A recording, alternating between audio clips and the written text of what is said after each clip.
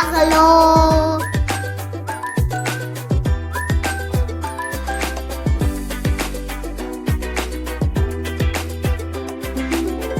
Waouh!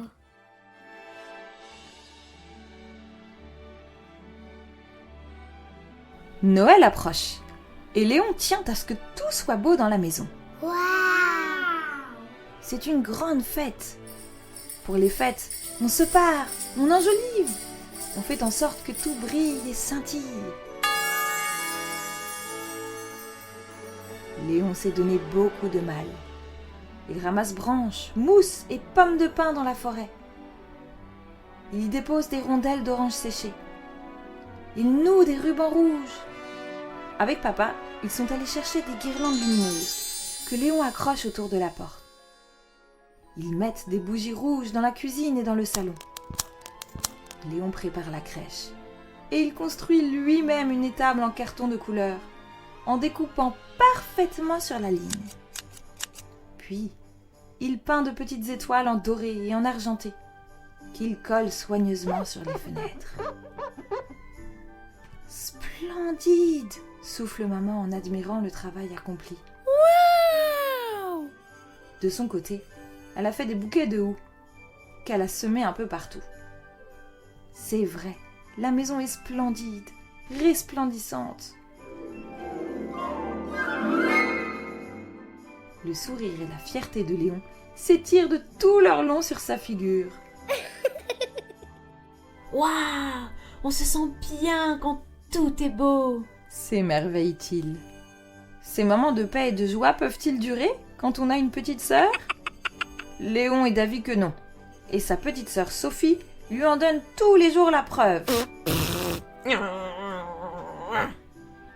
Alors qu'il vient de coller la dernière étoile, la voilà qui surgit, surexcitée. Léon! Regardez! J'ai fait des anges pour mettre sur la fenêtre, à côté des étoiles.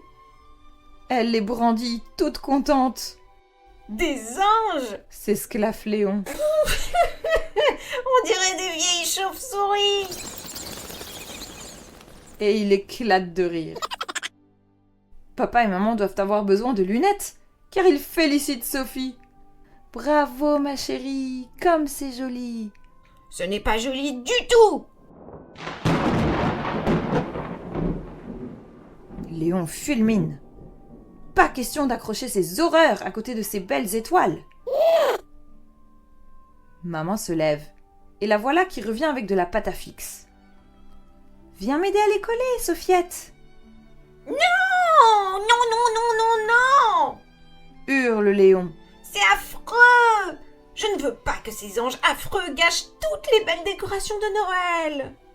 Mais enfin, Léon, on participe tous à décorer la maison. C'est cela qui est beau. Papa le regarde d'un air sévère. Tant pis, puisque personne ne le comprend, Léon file s'enfermer dans sa chambre avec Albert, sa peluche mouton. Il sanglote de rage. Toute cette beauté gâchée. Allons, allons. Albert caresse la tête de Léon de son sabot. C'est du joli, cette bouille toute rouge et ces grands cris. Que se passe-t-il? Léon explique tout à Albert. Tout le soin passé à choisir, préparer, décorer. L'émerveillement devant les résultats si harmonieux. Et les anges chauves-souris de Sophie qui sont venus tout gâcher. Albert comprend tout à fait. C'était parfait. Et maintenant, ça ne l'est plus. Léon acquiesce. Exactement. Albert rigole. Et tout comme moi, j'étais parfait. Avant que tu ne colories ma laine en bleu et que tu mordis mon sabot arrière gauche. Léon grogne. J'étais petit. Albert poursuit. C'est vrai, mais j'étais mieux avant. Hein. Léon cesse de pleurer. Il réfléchit, se redresse. Non, tu n'étais pas mieux avant. Avant, tu étais comme n'importe quel mouton. Maintenant, tu es Albert. C'est cela qui te rend beau. Si tu le dis. Albert n'est pas convaincu, Mais si, s'enthousiasme Léon. on te remarque. Et puis, cette tache bleue sur ta laine, c'est un si bon souvenir de vacances d'été. Et le goût délicieux de ton sabot, c'est cela qui est beau. Albert sourit. Mais alors, je suis beau parce que j'ai une histoire. Des souvenirs à partager. Quelque chose d'unique. Voilà Albert, tu as tout compris. Léon a l'air satisfait. Albert jubile. Et dis-moi Léon, ce n'est pas unique par hasard des anges chauves-souris? Il lance un petit clin d'œil à l'enfant. Léon ne peut s'empêcher de rigoler.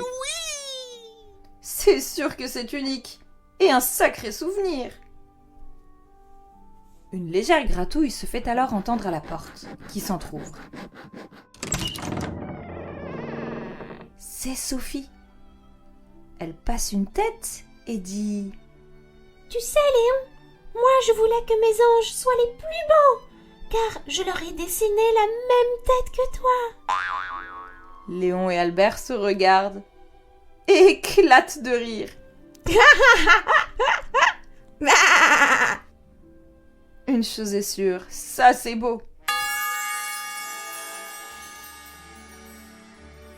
Plus tard dans la soirée, lorsque Léon revient dans le salon, il découvre quelque chose qu'il n'avait pas vu. Sous les guirlandes, au milieu des étoiles, une ombre se dessine sur la fenêtre. Les anges de Sophie, mal découpés, tordus, rigolos, semblent danser lorsque la lumière des bougies bouge. On dirait, oui, on dirait qu'ils battent des ailes. Léon en demeure bouche bée. C'est magique et tellement beau. Il faut absolument le montrer à Albert et Sophie. Albert, Sophie, venez vite! Vous devez voir ça! Sophie accourt la première, les boucles dans tous les sens. Qu'est-ce qu'il y a? Qu'est-ce qu'il y a? J'ai fait une bêtise! Léon secoue la tête et pointe la fenêtre. Sophie plisse les yeux, puis laisse échapper un petit... Wow! Ces anges tordus battent vraiment des ailes. Doucement, comme s'ils saluaient la nuit de Noël. Tu vois, Murmure Léon. c'est beau. Sophie n'ose pas parler. Elle observe longtemps, puis se tourne vers son frère. Merci Léon. C'est grâce à toi que la maison est si belle. C'est toi qui nous as tous encouragés à créer et à décorer. Léon rougit un peu, sourit beaucoup.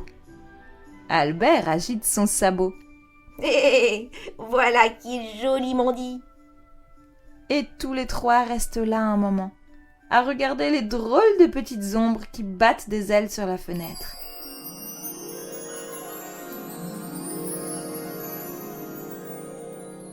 La beauté de Noël, cette fois, brille pour tout le monde.